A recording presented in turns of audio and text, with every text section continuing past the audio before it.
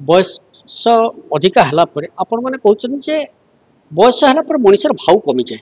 जमती गोटे पैडर दाम ठो गोटे नड़ियार दाम कम किए कहे आज्ञा बयस है मनुष्य भाव बढ़े से बेसी दामिका हो जाए तार केश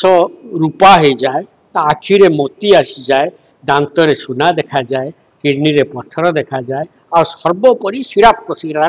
शर्करा देखा जाए बयस मनुष्य जिते बढ़ तार भाव से बढ़ गोटे 60 फगुण पर ना वयस्क लोक टे आमोदित करने बस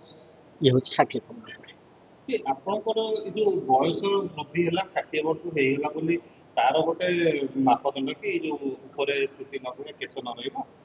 नहीं नहीं आप 15 दीर्घ 10-15 वर्ष है केश अच्छी केश एकमात्र परिचायक नुहे बयसर जब खाली पाचिला केश देखिए आप वयस्क बोली भावी ताले क्षमा करेंगे लड़ा मैंने के वयस्क हे